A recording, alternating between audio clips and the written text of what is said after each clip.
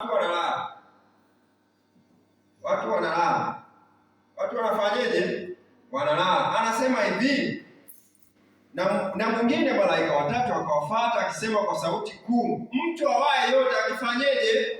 Akimsujudu wake mkono wake. Kumbe tunapokea chapa ya mnyama kwa kufanyeje? Hapo tumejifunza kuhusu na kuipokea chapa. Ina maana mtu kuipokea atapokea chapa katika kipaji cha uso wake. Kumbe kupitia kuabudu unapokea nini? Chapa ya mnyama kupitia kuabudu. Hicho ni kitu cha kwanza. Lakini pia ukiabudu vibaya utapokea chapa ya nani? Ya mnyama. Lakini hapo tumejifunza hapo nyuma kwamba Marekani itafanya lolote lile watu wote waabudu. Sasa sikia hii, chapa ya mnyama inalazimishwa, haitakubembeleza kama tunavyokubembeleza uje kwa ibada leo. Yaani italazimishwa. Yaani hivi tunapozungumza ni kwa hili kanisa tu nilikuwa nasoma leo kwamba miongoni mwa ajenda ambazo Marekani ilizo nazo kwa ajili ya kuhakikisha kwamba tunakuwa na siku moja ya kuabudu ambayo ni Jumapili, ambayo tunazungumzia kuhusu mabadiliko ya hali ya hewa, na miongoni mwao kanisa la Waadventista wa Sabato watakuwa wakishiriki katika kufanya hilo zoezi. Umetoka ukihitaji nikupe ipo. Lakini hivi tunavyozungumza, kuanzia leo Uganda, kuanzia leo Jumamosi Uganda hapo nje, watu wote wanapaswa kwenda kufanya usafi kwa ajili ya kuhakikisha mabadiliko ya hali ya hewa yanakaa vizuri, kuanzia saa 1 hadi saa 4. Sasa lara hili sio kwamba halipo Tanzania, lipo, sema halijaanza kufanyia kazi. Ukienda mjini, mfano Dodoma tulipokuwa tunakaa Jumamosi, wale wakuu, wale wenyekiti wa vitongoji, wenyekiti wa mitaa, wale wanahamasisha swala la kufanya usafi siku za Jumamosi, na hata magari yanapokuwa yanapita yanasimamishwa, mnafanya usafi, mnaokota. Kwa hiyo Uganda hauruhusiwi sasa hivi siku ya Jumamosi leo hivi, wameanza leo hivi, clip ziko hapo zimetumwa, hauruhusiwi Uganda Jumamosi uwe msabato, sijui mtu gani, kwenda kanisani mpaka kufanya usafi kuanzia saa 1 mpaka saa ngapi? Mpaka saa 3. Sasa sijui wenzangu leo wamefanyaje. Ndio imeanza leo rasmi Uganda. Na hiyo ni sheria imepitishwa. Ndio maana tukajifunza serikali inatumia sheria kwa ajili ya kuzungumza, na serikali inatumia mabunge kwa ajili ya kuzungumza. Sasa mimi na wewe leo tunazidi kulala. Chapa ya mnyama hii tutaipokea ikiwa tutafanya ibada, na ibada hii tunaweza tukaifanya kwa njia ambayo sio vizuri, ndio tutapokea chapa ya nini? Ya mnyama. Ndivyo inapopaswa kuwa hivyo, ndivyo itakavyokuwa hivyo. Samahani. Sasa tutambue kwamba hautabembelezwa kupokea chapa hii ya mnyama. Na sasa chapa hii ya mnyama imeanza kufanya kazi, na nitajuaje kwamba inaanza kufanya kazi? Ni hivi, chapa ya mnyama tutajuaje itaanza kufanya vipi? Ni kwamba tutakapoona imeanza kulazimishwa, yaani ni lazima ufanye kitu hichi, ni lazima uende ukaabudu siku ya Jumapili, ni labda leo, lazima leo usiende kanisani ufanye. Ukiona umeanza kuweka ulazima wa kuabudu siku ya Jumapili, ujue chapa ya mnyama imeingia kazini. Na hii ipo hivi, tumesoma hapo, mzee amezungumzia kuhusu kwamba kuipokea chapa katika kipaji cha nini? Cha uso.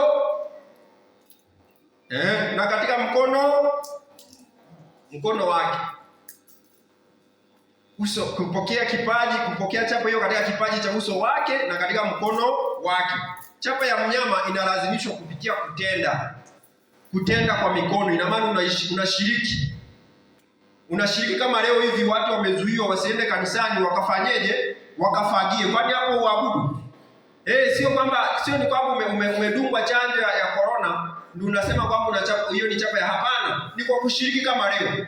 Kuna watu leo wamesema sasa kufagia tu, si kutunza mazingira, si kweli? Si kufagia, unaanza kufagia. Sio kuna ambao wamefagia. Nitafagia mpaka saa 4 nitakimbia kwenda wapi? Umeshaanza kuabudu. Hicho ndicho tunachokimaanisha katika ufunuo huu.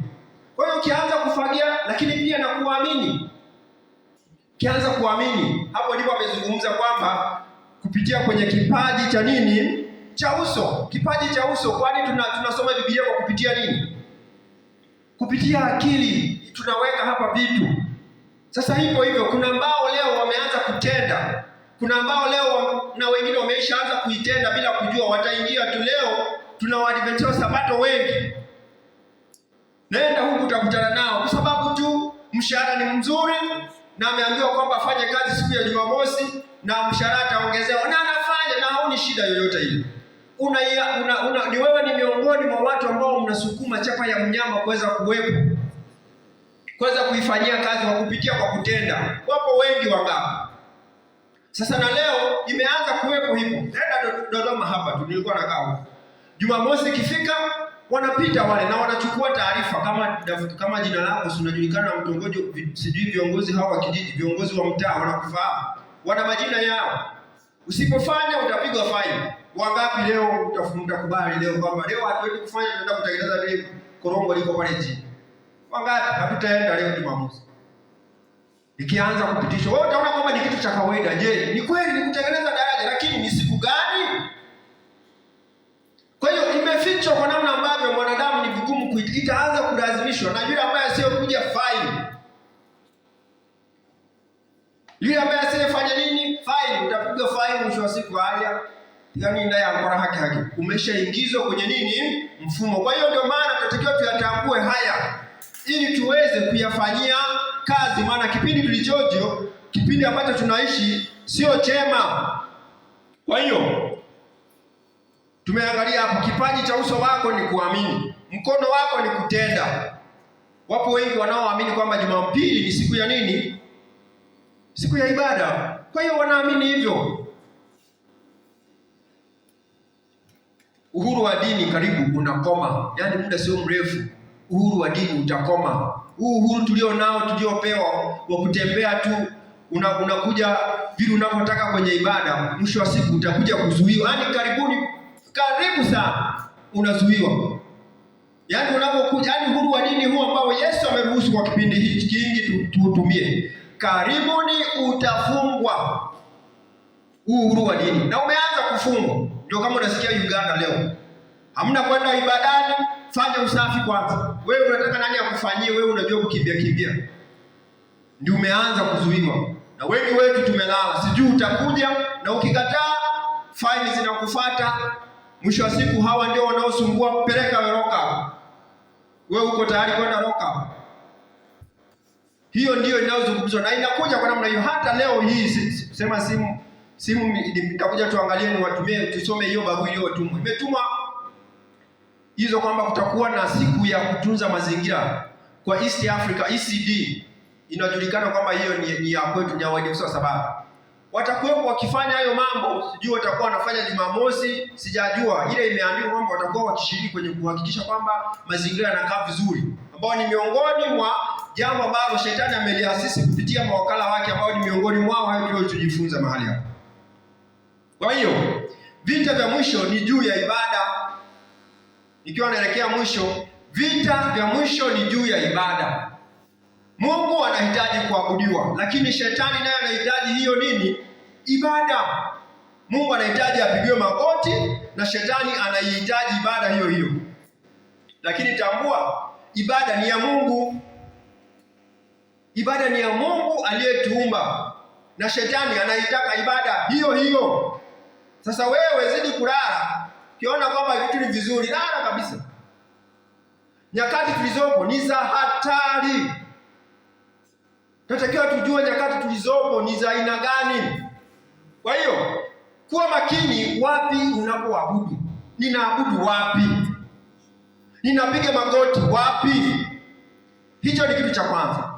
Lakini pia kuwa makini, unaabudu kwa namna gani? Ninaabudu kwa namna gani? Leo hii kanisa la Waadventista wa Sabato linazidi kupoteza ile level lake, namna lilivyokuwa na abudu. Sabato ilikuwa kuanzia asubuhi mpaka jioni. Lakini leo ikifika saa 6:30 ibada ikiisha, kila mtu anasambaratika kwenda kwake. Angalia usije ukawa umeingia kwenye mfumo wa kuabudu Jumapili bila kujua, kwa maana sanamu ya mnyama itaota, unajua kwamba ninaabudu tu Jumamosi, ikifika saa 6 unaondoka. Kwa mfumo huu utapata na wewe mbona kawaida tu. Wewe utaingiliana hapo hapo. Kwa hiyo angalia unaabudu wapi, kwa namna gani, lakini unaabudu lini? Ndivyo anaposema ninaabudu lini, au wewe unaabudu lini? Unaabudu lini? Tambua Mungu anahitaji ibada na shetani naye anahitaji kufanyeje? Kuabudiwa. Shetani naye anahitaji kuabudiwa. Kwa hiyo tusome kitu kimoja, vitu vinafikisho vingi, vichache tu kuangalia. Je, alama ya Mungu yenyewe ni ipi? Alama ya Mungu kwa haraka tu tujikumbushe, maana najua tunazifahamu hizi. Tusome 20:20 Ezekiel. Ezekiel 20:20 kwa haraka. Inasemaje? Ezekiel 20:20.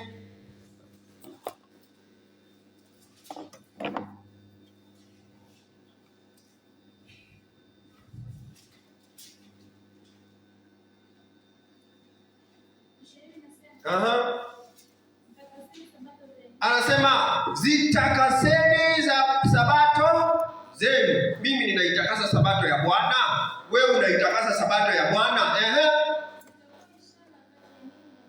Anasema zitakuwa ishara kati yangu na nani? Na nyinyi. Halafu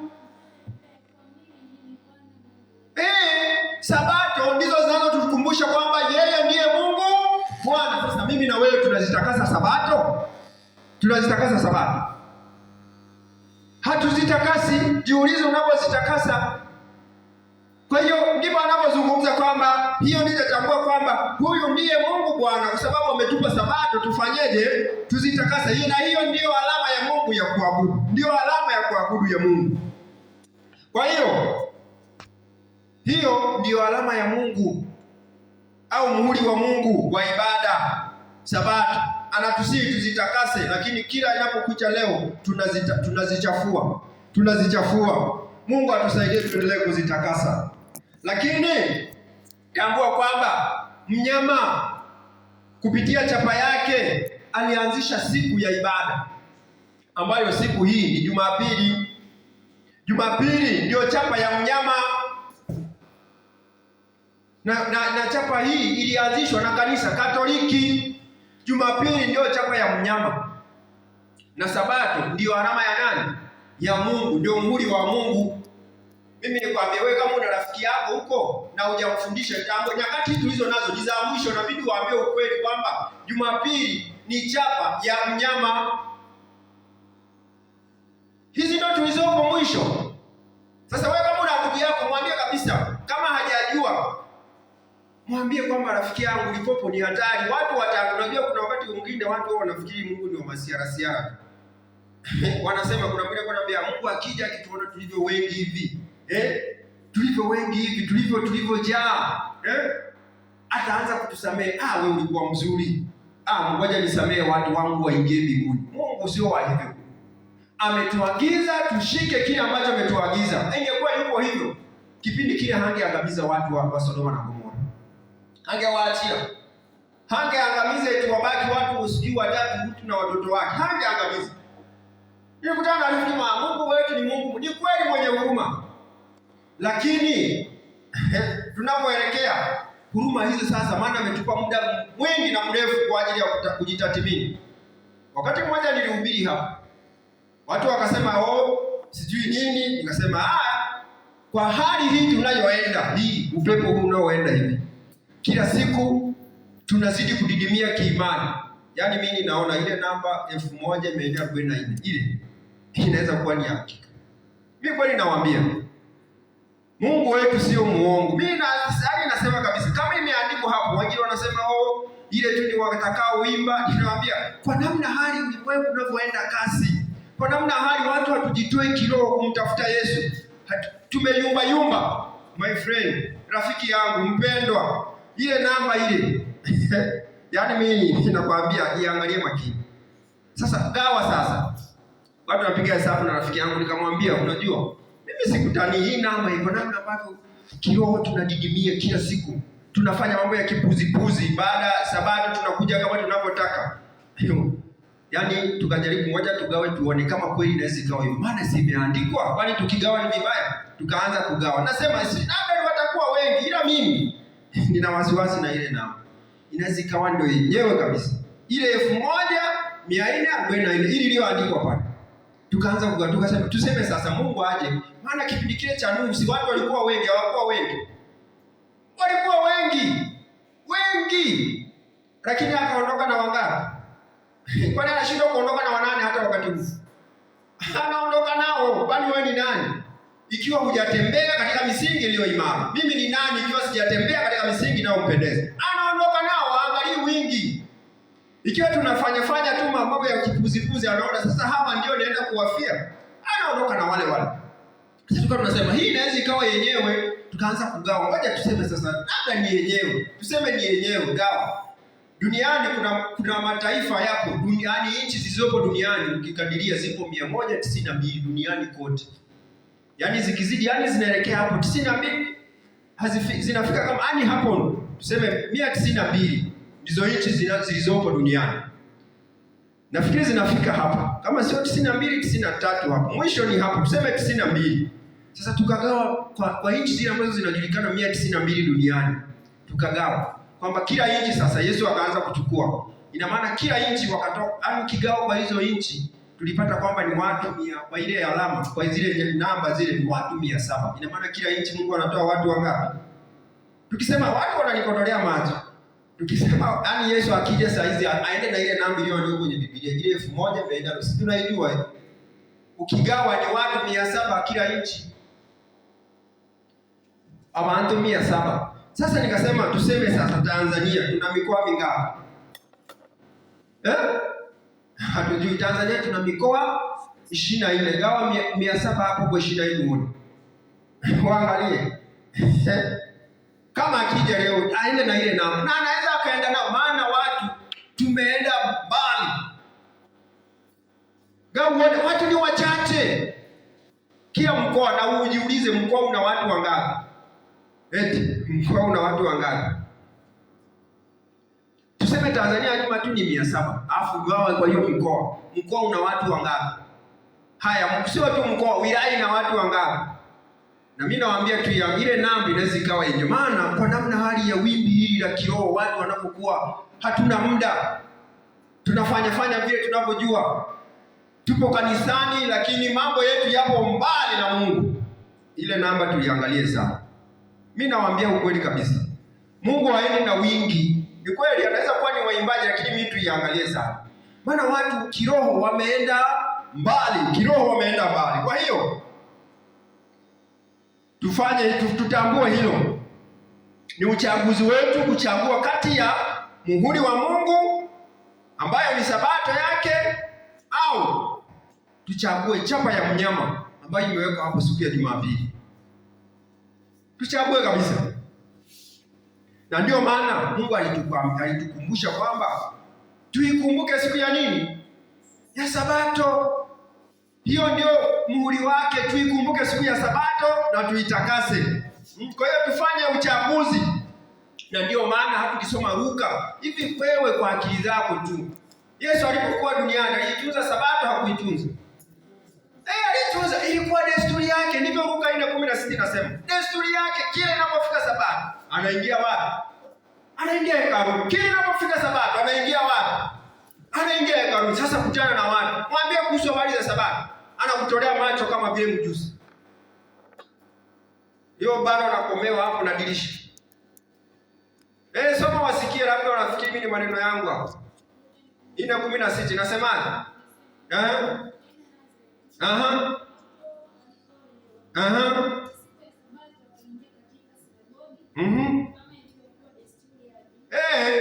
Ilikuwa desturi yake kuingia kwenye sinagogi.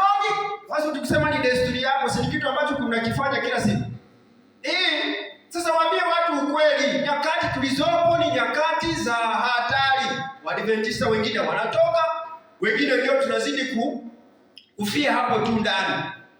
Kuna wengine tutapotelea humu na tusijue tukaangamia. Lakini pia sabato hii, kwa nini Yesu anasema ni muhuri wake, ni ishara yake, ni ishara kati yetu na sisi? Hii sabato tukifika mbinguni tutafanyeje?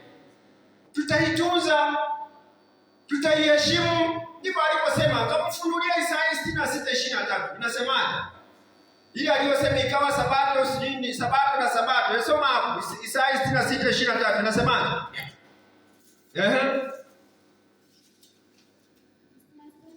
23 kwa haraka. Anasema itakuwa mwezi mpya hata mwezi mpya. Sabato hata na nini? Na sabato. Wanadamu wote watakuja kufanyaje? Sasa unataka mtu mfunulie mafungu gani? Unataka nikufunulie mafungu gani? Yesu anasema itakuwa sabato hata sabato. Wanadamu wote wataenda kufanyaje? Kuabudu. Ameandika hapa. Wewe usiye na akili ukatae kusoma sasa. Na wewe usiyetaka kusikia ukatae kusikia.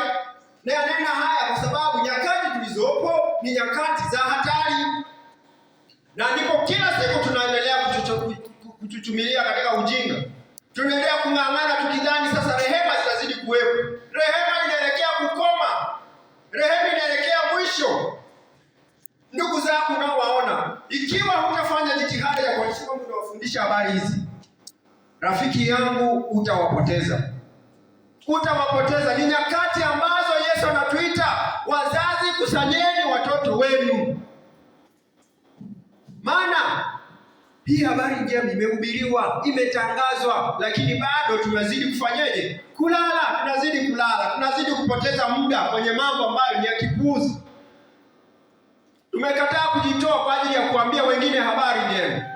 Kwa hiyo tujitahidi kuhakikisha hilo. Kwa hiyo tambua, ninalisema hili mbele hapa. Siku nyingine yoyote ile tofauti na sabato ni ya shetani. Jua hilo kabisa. Siku nyingine yoyote ile kutokana na hilo fungu la Isaya 66:23, sabato hata na sabato, wanadamu wote watafanyaje? Leo ni leo. Kwa hiyo siku yoyote ile tofauti na Jumamosi iliyotajwa kwenye Biblia, ambayo Yesu mwenyewe alifanya ni desturi yake katika Luka 4:16, kwenda kwenye sinagogi kuabudu. Ilikuwa ni desturi yake. Alafu mwanadamu anatokea wapi? Sijui anakuambia Mungu wetu ni mmoja. Mungu wetu mmoja. Na wewe hiyo Biblia yako unaisoma? Unaielewa? Au mimi nimesoma tofauti? Kwa hiyo za nchi ya Marekani haipo hivyo. Haipo hivyo kabisa. Serikali na dini zinaungana kuwa kitu kimoja. Hapo ndipo zinapoelekea. Kwa hiyo wapendwa katika Kristo tuliorudi mchana huu, jitathmini. Jifikirie. Unabii unatimia machoni petu. Yaani kabisa upo kabisa live hivi unaonekana kama tulivyoona. Makanisa ya Protestanti kama sanamu ya mnyama na Marekani vinaunganika kuwa kitu kimoja kwa ajili ya kuhakikisha kwamba kunakuwa na siku moja na uhuru tulio nao huu. Tunaenda sabato, tunakuja mwisho unaenda kufungwa. Sasa nisitaki kwenda mbali, maana yalikuwa ni mafundisho, tunaendelea na unabii. Nisitaki kwenda, tutakuja tuendelee zaidi kuhusu kuangalia vitu vingine, tutakuja tuendelee. Lakini tambua, Biblia hii haijawahi kudanganya. Yesu anaposema kwamba ilikuwa ni desturi yake kwenda kwenye ibada, ni hivyo ilivyo. Anaposema kwamba ilikuwa sabato hata sabato tutamwabudu, alafu wewe unafanya kinyume, hivyo ndivyo ilivyo. Sijui sasa wewe unasoma Biblia gani au mimi ninasoma Biblia gani? Hivyo ndivyo ilivyo. Kitu cha kufanya wakati huu ni wakati wa kuomba na kumlilia Bwana atusaidie tuweze kupata kushinda. Kwa hiyo tutakuja tuendelee kuangalia vitu vingine. Kuna kitu ambacho huu mwaka tu 2023 ndio tulikuwa tunaangalia. Kuna kitabu kipo ambacho kimeandikwa ni kikubwa tu, kina peji 920. Kimeandikwa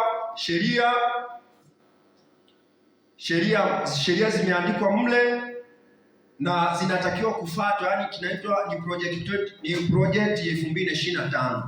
Kendo ukatafuta kwenye mitandao, hivi vitu vipo kwenye mitandao, ukiwa mfuatiliaji mzuri utaviona. Project 2025 kimeandikwa, kina peji 920.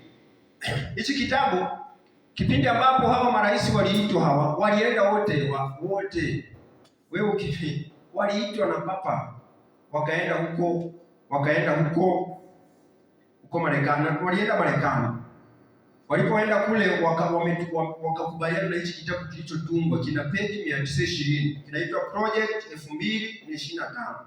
Kwa hiyo wakati wote kile kinaweza kikaanza kufanywa kazi yale ambayo yameandikwa mle ndani. Kwa hiyo tutakuja tukiangalia Jumamosi na vitu vingine vilivyobaki, ni vitu gani vilivyomo humo na kinalenga kitu gani. Huu nabii unatimia machoni petu, lakini sisi wenyewe tumelala. Sisi wenyewe hatutaki kusoma unabii, maana tunasema unabii ni mrahisi. Muombe tu Mungu akusaidie, nisaidie Mungu, nifunulie hivi vitu. Vinatendeka moja kwa moja kwenye macho yetu, na shetani anajua nyakati zimebaki chache. Kwa hiyo wapendwa katika Kristo, mimi nipende kuruhusu sasa maswali au niongeze maswali kwa kifupi, alafu tutaweza kufikia hapa. Ruhusu vipindi vingine viweze kuendelea. Tutakuja tuendelee Jumamosi. Maswali. Sasa wamefanyeje? Na wewe huko hapa. Sasa kama wameanza huko, kwani huko hawatafika? Hata Tanzania huko lipo, nimewaambia. Kwa hiyo mtaona tu ni kitu cha kawaida, sikufagia tu kuokota tu hapa kanisani, si kuchimba tuna Jumamosi. Hata majembe, leta mapanga tuchimbe. Chimba. Tayari umeanza kupiga nini? Umeanza kutenda. Kwa hiyo kama hamna swali, hamna nyongeza, Mungu hapo ndipo itakapokuwa mwisho wa kipindi cha siku ya leo. Kwa kuendelea, tutaendelea na kipindi cha uimbaji, na baada ya uimbaji tutakuwa tunafunga Sabato.